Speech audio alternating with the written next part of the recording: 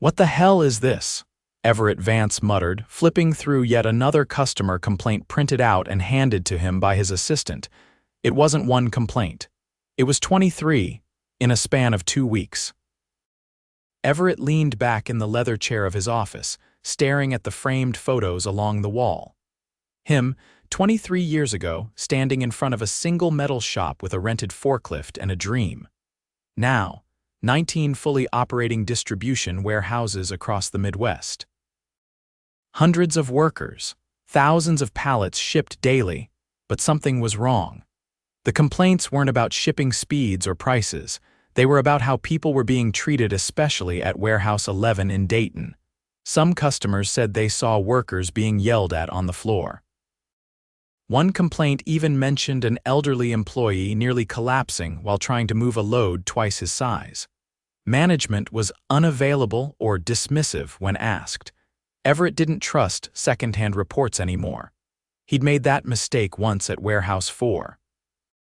A manager had been quietly stealing inventory for months while feeding the district manager lies. Everett had caught it himself after showing up unannounced.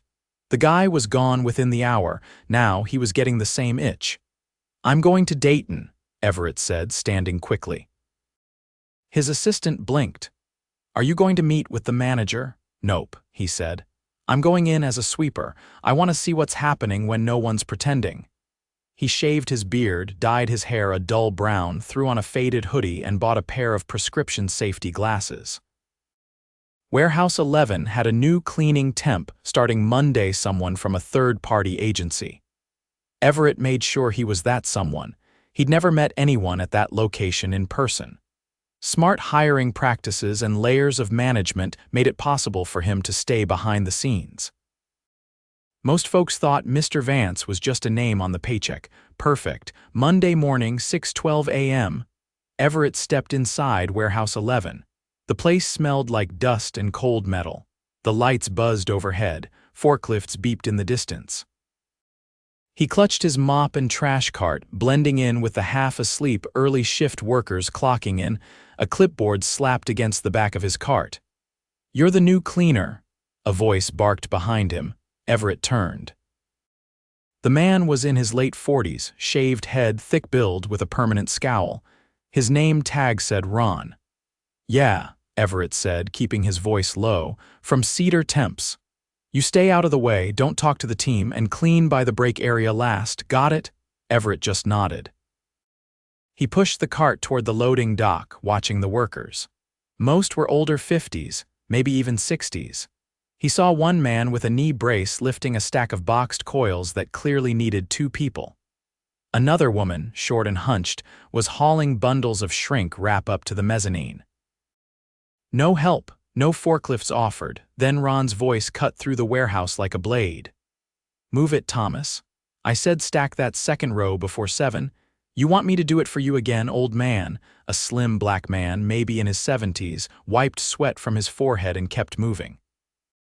Everett watched as Thomas bent down, grabbed the edge of a pallet, and winced. No one helped. Ron walked right past him. Everett clenched the mop handle. He swept closer to the loading zone, pretending not to look. Thomas dragged the pallet to the wall, breathing heavy. Ron came back a few minutes later holding a clipboard. "You're too short," Ron snapped. "I told you 2 rows, 5 pallets each, full wrap." Thomas looked at him, breathing hard. "I'm doing the best I can, all right. My back ain't what it used to be." "Then maybe it's time you retire, or die. Either way, I need someone who can pull weight, not cry about it." Everett froze. That wasn't just rude. That was cruel, but he didn't say anything yet. He kept cleaning, watching, listening. A woman from packing, Janie, her name tag said, walked by Ron with a clipboard. "Ron, we're short 2 people in aisle 6. Can we move someone from receiving?" Ron didn't even look at her. "Nope, figure it out or stay late." "But we've already been short all week."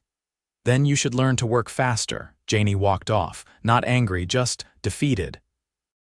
By noon, Everett had seen enough to know this place wasn't broken, it was being broken. Ron barked at anyone over 40 like they were trash. He ignored injuries. He made sarcastic comments, but only when no one with authority was listening. He even mocked one man's hearing aid when he didn't respond fast enough. But not everyone was checked out. Everett noticed a quiet guy named Lewis, maybe late 20s, helping Thomas lift a pallet when Ron wasn't looking. A woman named Jamie brought an extra sandwich from home and gave it to the woman in shrink wrap without saying a word. There was still heart in this place. People still cared, but they were surviving under someone who didn't. Everett finished his shift, walked to the small break room, and sat alone at the far end. He pulled out a notebook, wrote 2 words, and underlined them 3 times. Tomorrow, watch Ron. All day. By 6:40 the next morning, Everett was already inside, sweeping near the east dock doors. The air outside was humid, creeping through the cracks in the loading bay like it was trying to suffocate the place. Inside, it was louder than the day before, forklifts grinding, voices raised, a few pallets crashing into place harder than necessary. Tension was in the walls. Everett kept his head down but his eyes sharp. Ron's voice hadn't come through yet, but the line workers were already moving like they were bracing for it. Near the bulk packing station, Janie was double-checking labels with a new hire, some kid who looked barely old enough to shave. She was patient, walking him through the process and pointing things out without raising her voice. He nodded, trying to keep up. Then Ron rounded the corner, holding a half-empty coffee and a clipboard. "You're not babysitting, Janie," he snapped. "He figures it out or he's out by Friday." "He just started yesterday," she said, still looking at the screen. "Then he's got 3 more days to stop dragging down the line. Don't make this your problem." Ron didn't wait for a reply. He turned around and stomped off toward the back racks, slamming the clipboard against his palm. Everett pushed his cart toward the main floor and parked near the stretch wrap station, sweeping behind a row of skids. He watched Ron lean over a workstation where a younger man with a buzz cut and safety glasses was tying off a final bundle. "You triple-banded this," Ron barked. The guy nodded. "Yeah, per the updated protocol. You don't think I know what the protocol says," Ron cut in. "You wrap it the way I tell you when I'm here. It's a waste of banding. 1 double wrap, then pull it." "But this isn't a debate. You're not paid to argue." Everett caught the employee's expression, tight jaw, eyes staring just past Ron's shoulder, but he nodded and went back to work. Ron moved through the floor like he was looking for someone to corner. He didn't lift a hand to help. He didn't issue any instructions beyond criticism. Around him, people moved faster, but they didn't move better. Mistakes were piling up. Everett saw 2 pallets misloaded because the barcodes had been switched. No one caught it. No one had time. On his way past aisle 4, Everett overheard a coughing fit from somewhere behind the conveyor line. He turned his head and saw Thomas again, crouched low with one hand on a crate and the other on his knees. His face was red, eyes wet. No one was around. Everett parked his cart and walked over quietly. "You okay?" he asked. Thomas looked up, startled. "Yeah," he breathed out. "Just give me a second. You need a hand? I'll be good, just gotta catch my breath." Everett didn't push. He stood nearby until Thomas nodded and stood upright again, slowly. Then he walked back to his cart and resumed cleaning, this time closer to the conveyor. At 10 past 10, Ron returned to the break room doorway and clapped his hands once. 15 minutes. Don't make it 16. People shuffled in, most of them silent. A few brought their own food. A few just sat and stared at the wall, no laughter. No conversation louder than a whisper. Everett sat near the vending machine, pretending to check his phone. Ron walked across the room, stopped in front of a stocky man wearing a faded shirt with the company logo, and tapped the table. "You been using the back dock again?" The man looked up. "Only for the overflow runs." "We've been told to stack if the front's full." Ron leaned in. "You ask me before you decide to change the flow. You don't make calls on your own." "I didn't change anything. I followed protocol." Ron's voice dropped. "You know what your job is, to follow me." "Not a piece of paper." The man didn't reply. He picked at the edge of his sandwich with one hand and stared at the table. Everett stood up and left the room before the break ended. He didn't want to watch more of it. Back on the floor, he shadowed the far end of the warehouse, where the outbound line sorted high-priority shipments. There, he saw Jamie, the same woman who'd given away her sandwich the day before, checking each container herself before approving wrap. She was fast, and she didn't miss anything. A younger supervisor, mid-30s, glasses, sharp posture, approached her with a tablet. "Jamie, you're behind." "I know," she said, not looking up. "We were short again this morning." "We're all short. You've got to move faster." "I'm checking weights." "One order already got mispacked yesterday." "Not your job to double-check. Move the line. I'll deal with errors." Jamie looked up. "And when it ships wrong under my name, I get the write-up." "You're not being written up." "Yet." The supervisor paused, then shook his head and walked away. Everett marked his name from the badge, Kyle. He waited until Jamie stepped away from the line, then walked over like he was adjusting a bin. "You always cover this shift?" She looked at him, tired but curious. "Yeah, mornings all week." "Why?" He shrugged. "Just noticed you caught 2 errors already. You good at this?" Jamie gave a dry laugh. "Good enough to get yelled at for caring." Everett smiled slightly, then moved on. By mid-afternoon, the floor was starting to wear down. People were slower. Pallets were stacking up unevenly. The noise didn't change, but the energy did. You could feel the drag. And then Ron exploded again. Near the northeast dock, he came around a row and found the young new hire, same one Janie had helped, leaning too far out while trying to load a crate. "What the hell are you doing?" Ron barked, loud enough to turn heads. The kid flinched. "I was trying to. You trying to fall? You want a workers' comp case 2 days in?" "I didn't mean, you want to be here Friday or not?" The kid didn't answer. He just backed away, red-faced, and walked fast toward the water station. Ron turned to Janie, who was watching from nearby. "Why is he even on the floor if he doesn't know how to move a crate?" Janie stepped forward. "He's literally been here 2 days. He didn't get half the training because we're short, so train him better. You won't let us slow the line." "Then maybe we need someone who knows how to train and keep the line moving." Janie stared at him. "You threatening to replace me?" Ron didn't answer. He just walked away. Everett didn't move. He'd seen enough. He left the cart by the door, walked to the office hallway, and stepped into the supervisor's glass-walled cubicle without knocking. Kyle looked up from his screen. "Can I help you?" Everett took off the glasses and pulled his badge off his shirt. "My name is Everett Vance. I own this company." Kyle's eyes widened. He stood up slowly. "Sir, you don't need to speak, just listen." Everett's voice was calm but not soft. "I've been on your floor for 2 days. I've watched your foreman berate employees. I've watched safety ignored. Training skipped, orders mishandled, people humiliated." Kyle swallowed hard. "I didn't know you did. I saw you walk away. I saw you hear things and do nothing." Kyle looked like he wanted to sit down but didn't dare. "Where is your HR lead?" "She works remote. Comes in Thursdays. Call her. Tell her to prepare immediate termination paperwork for Ron. He is done today. No severance, no discussion." Kyle nodded stiffly, pale now. Everett kept going. "Janie gets a promotion, effective immediately. You're going to ask her to take over team lead for her area. She gets a bump in pay and full authority to restructure training." Another nod. "Jamie gets a bonus. She's one of the only people here who double-checks anything. Lewis, too. Back pay both of them for the last 6 months at full performance rates." "Yes, sir." "And Thomas, the older man, on receiving, he's getting reassigned to light duty, with full pay, and a thank you bonus for not quitting after being treated like that." Kyle didn't say anything.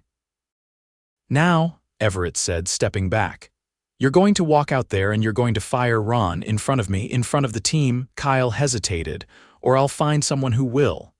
He didn't hesitate again. The warehouse floor didn't go quiet when Kyle stepped out of the office. It went still. People didn't stop working, but their movements slowed. Hands hovered near scanners, feet shifted in place. The ripple of Everett's reveal hadn't fully reached everyone, but they could sense it. Something had changed. Kyle didn't walk straight to Ron. He looked around, scanning the floor until his eyes landed on him near the inbound dock, pacing with a tablet in hand, barking something to a forklift driver who nodded too fast. Everett stood just outside the office, arms crossed, watching. Kyle approached Ron with deliberate steps. No clipboard. No tablet, just purpose. Ron, Kyle said, voice firm but even, you're done here. Ron blinked. What? You're being dismissed. Effective immediately. You need to leave the floor now. Ron took a step back, then forward again. You don't get to fire me. You're not even district. Kyle didn't glance toward Everett. This comes from the top. I've been running this place for 7 years. You think you can come in here and you're not listening, Kyle cut in. His voice rose just enough for nearby employees to hear.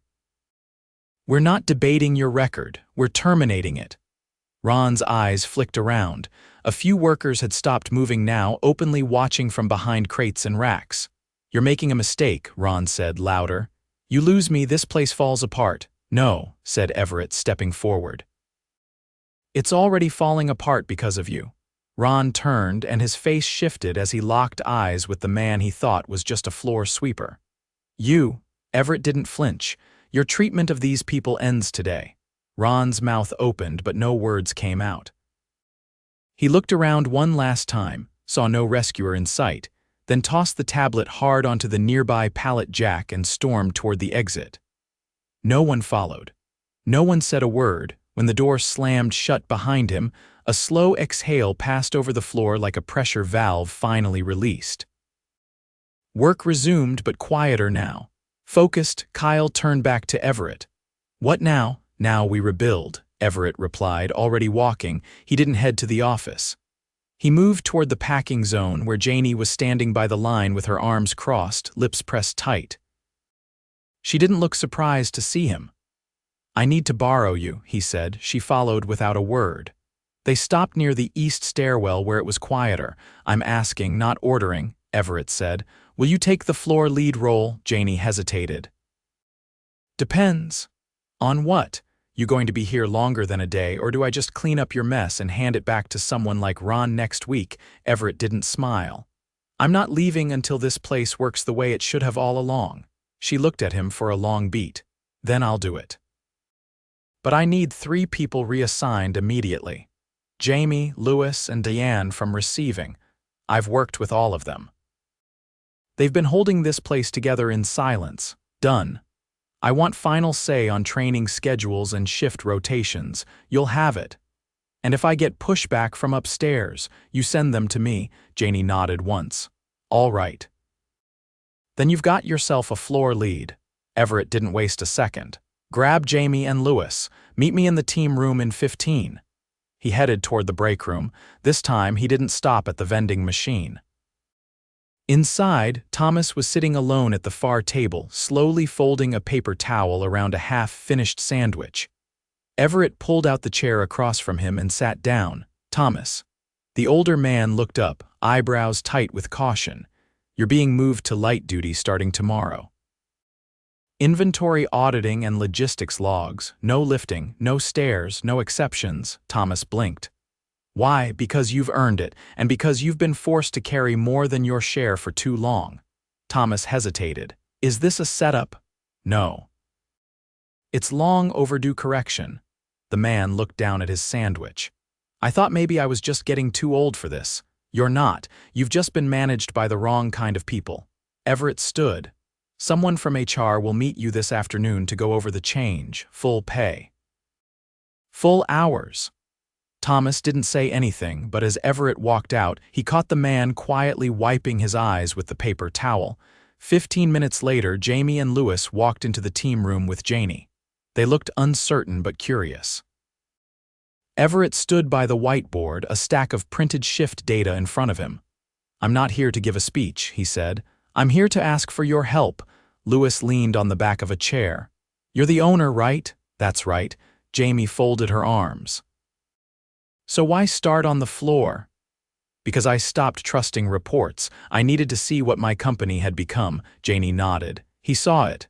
Everett pointed to the printouts. I need your insights. Where we're bleeding time, who's been overlooked?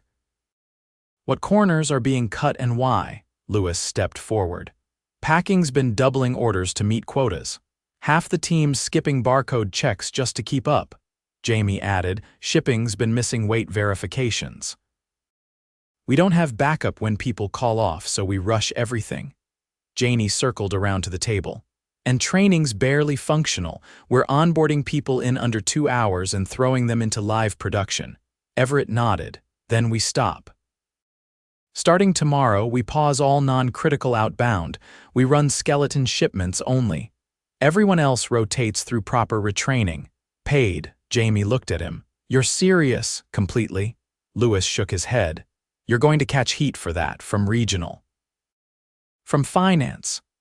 Then let them come find me, I'll explain it. Janie leaned forward. If we're doing this, I want open floor meetings every week. Direct input, transparent metrics. You've got it. Jamie lowered her arms. And safety audits, not once a quarter, monthly. With actual follow-through. Everett looked at her. You want to run them, she blinked.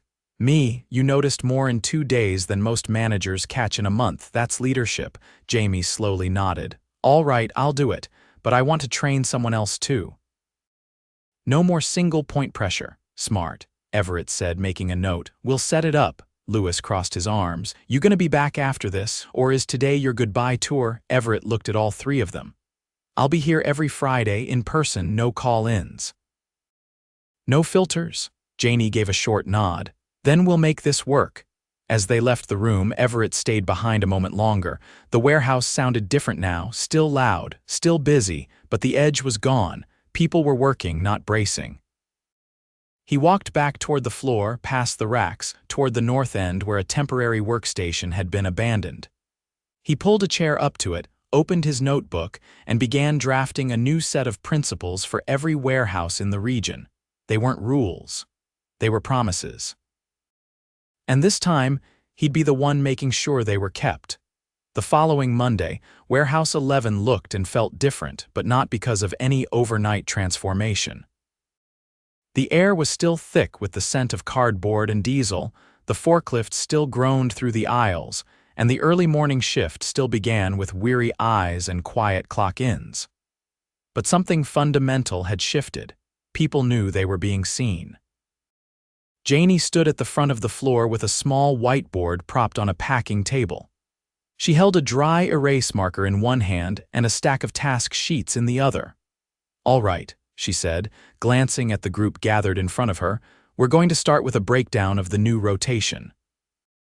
Training blocks are staggered, so everyone gets covered without killing the line. Lewis leaned against a nearby crate, arms folded, reading the assignments. His name was next to inventory flow checks. Jamie stood just behind him, holding a clipboard that now bore a laminated badge, Safety Coordinator. No one was rushing. No one was shouting. And no one was looking over their shoulder for someone ready to pounce.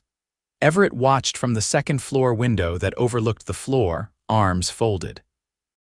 He didn't say anything. He just observed, quietly taking notes.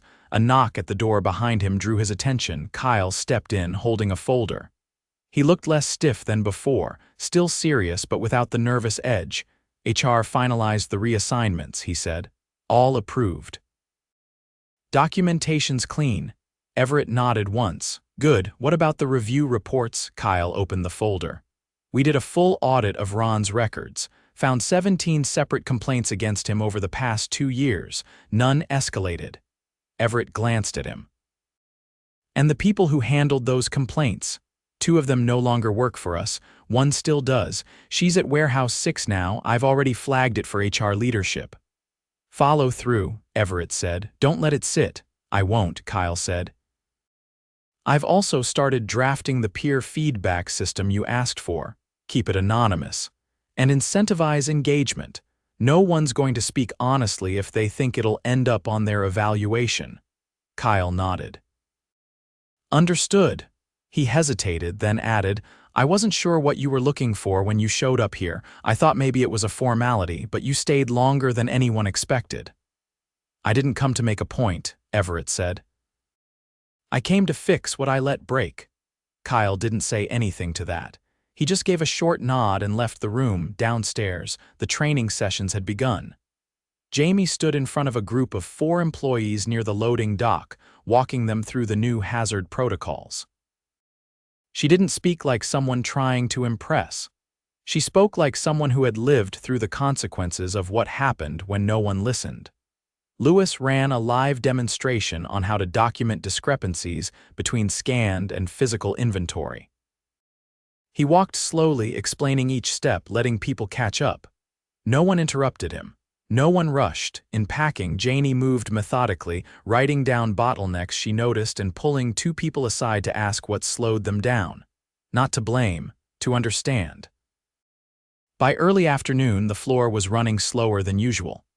Orders were behind, but nothing was breaking. No one was limping. No voices were raised. The pressure was present, but it wasn't toxic. At 2:30, Everett walked the floor again. This time, his presence didn't turn heads.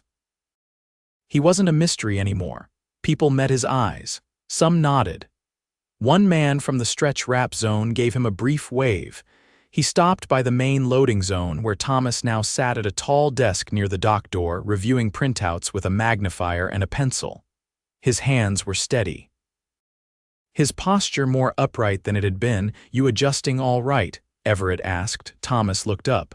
"I am. Took me a minute to get used to sitting still this long." Everett smiled faintly. "That's a good problem to have," Thomas chuckled. "You're not wrong." Everett lowered his voice. "I appreciate you sticking through what you did. I didn't see it soon enough." Thomas shook his head. "Seeing it now is what counts. You gave people their dignity back." That stuck with Everett more than he expected. Outside the break room, Everett found Janie reviewing a revised shift chart. It was color-coded, hand-labeled, posted on a corkboard she'd dragged in from storage. "I want your input on something," Everett said. She turned. "What's up?"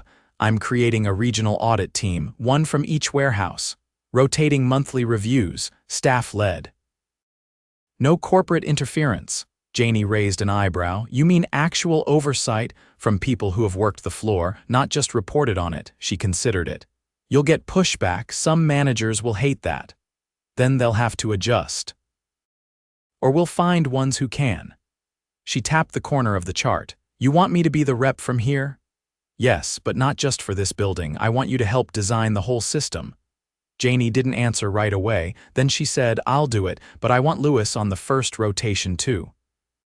He sees things most people miss." "Done." She pointed to a name on the board. "Also, we need to keep an eye on Clara in intake. She's sharp, but she's burning out. I'm restructuring her hours next week. Send me the plan when you've got it." Janie scribbled something on a sticky note, then said, "You're not just dropping in again next month, are you?" "No, I've got a small office being built in the corner of the mezzanine. I'll be here every Friday." "Not as a boss, as a partner," she nodded. "Then let's keep building." By the end of the week, the warehouse was still behind on volume, but no one was falling apart. Equipment was being checked. Issues were logged. Errors went down, even with slower pace. And for the first time in a long time, people stayed after their shift ended, not because they had to, but because they were talking. Planning. Collaborating. On Friday afternoon, Everett stood by the exit hallway as the last shift clocked out. He didn't say much, just nodded as people passed. A few said his name. A few just gave a quiet thumbs up. Janie passed him last, carrying a folder and a half-finished coffee. "You sticking around late?" she asked. "I've got some notes to finish." "But I'll lock up." She paused, then said, "You know, if you'd come in here shouting orders, none of this would have worked." Everett looked at her.